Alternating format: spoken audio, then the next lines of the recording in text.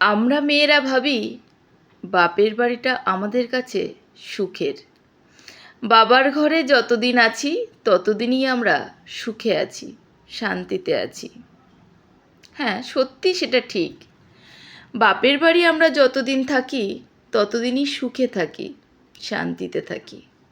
কিন্তু সেটাও একটা নির্দিষ্ট বয়স পর্যন্ত। কোনো মেয়েকে 30 বছর পর বাপের বাড়ি থাকার যন্ত্রণাটা একটু শুনে দেখো, তাহলেই বুঝতে পারবে। বা কোনো ডিভোর্স হয়ে যাওয়া মেয়ে যখন সমস্ত সব কিছু ত্যাগ করে বাপের বাড়ি গিয়ে ওঠে, তখনই তার যন্ত্রণাটা একটু শোনার চেষ্টা করো। তখন মনে হবে বাপের বাড়িটার রাজপ্রাসাদ নয়, এটাই বাস্তব।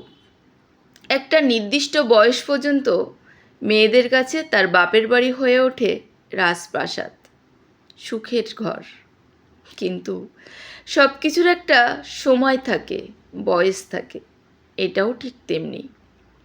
মেয়েদের একটা নির্দিষ্ট বয়স পর্যন্ত বাপের বাড়িতে ভালো লাগে, তার বাবা মা তার ভালোবাসে, যত্ন করে, বাবার রাজকন্যা হয়ে থাকে। কিন্তু সেটাও একটা নির্দিষ্ট বয়স পর্যন্ত। যেই বয়সটা পেরিয়ে যায় তখনই সেই বাবার রাজকন্যার জন্য বাবার দুশ্চিন্তার শেষ থাকে না।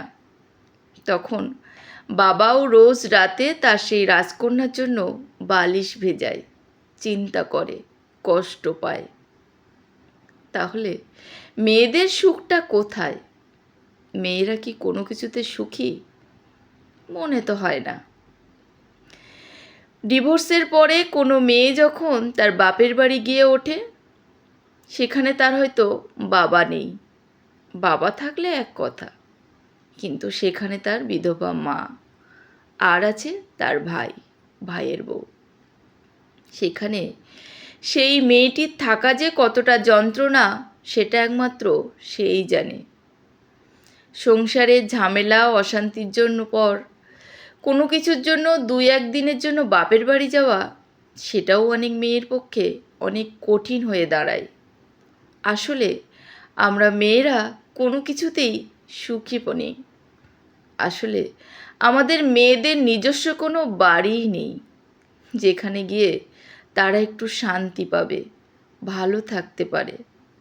এটাই আসল কথা। আমি সমস্ত বাবা মায়েদের বলবো, মেয়েদেরকে একটা নিজস্ব বাড়ি তৈরি করে দিন। বিয়ে দিয়ে অনেক পণ দিচ্ছেন, সেগুলো না দিয়ে তার একটা নিজস্ব বাড়ি দিন, যাতে দিন শেষে সেখানে গিয়ে সে একটু শান্তি পায়। মেয়েরা একটা নির্দিষ্ট বয়স পর্যন্ত বাবার রাজকন্যা থাকে, তারপর আর থাকে না। সব কিছুরই একটা নির্দিষ্ট বয়স থাকে।